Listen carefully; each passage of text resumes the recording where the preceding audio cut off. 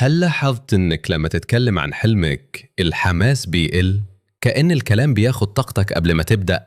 غريب، بس الحقيقة إن في سر رباني بسيط جدا غفلنا عنه. قال النبي صلى الله عليه وسلم: استعينوا على قضاء حوائجكم بالكتمان، فإن كل ذي نعمة محسود. جملة قصيرة لكن وراها علم وتجربة وحكمة عميقة. الكتمان مش بس علشان الناس ما تحسدكش، الكتمان كمان علشان تحمي طاقتك. الإنسان لما يتكلم عن هدفه دماغه بتحس كأنه حققه بالفعل، بيفرغ الحماس اللي كان المفروض يتحول لخطوة، فتبدأ الرحلة وانت فاقد نص الطاقة اللي كانت هتوصلك.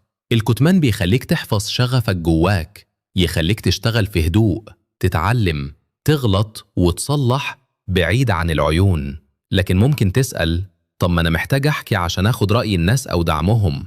الجواب: احكي لشخص واحد يفهمك ويضيف لك، مش لأي حد يسمعك، لأن مش كل الناس بتشوف بعينك. في اللي بيحب لك الخير فعلا، وفي اللي بيضحك قدامك ويتمنى تفشل في سرك.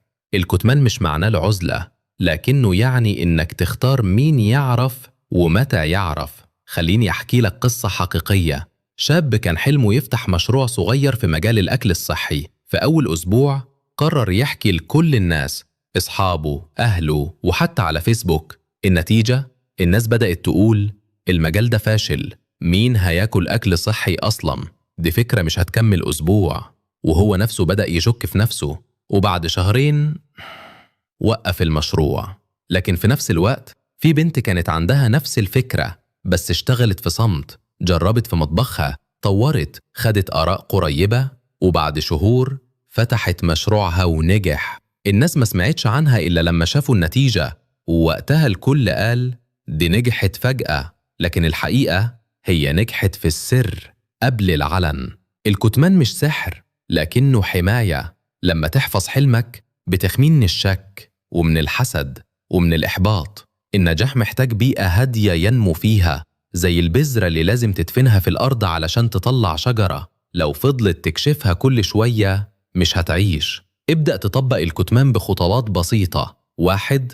لما تخطط لهدفك اكتبه في ورقة لنفسك بس. اختار شخص أو 2 فقط تشاركهم الطريق لو لازم. 3. خليك مركز على الفعل مش الكلام.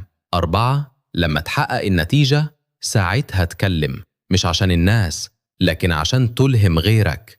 الناس هتشوفك لما تنجح، لكنهم مش لازم يعرفوا كل خطوة أخدتها للوصول. افتكر دايما، مش كل حلم محتاج جمهور، بعض الأحلام محتاجة صمت وإيمان وعمل.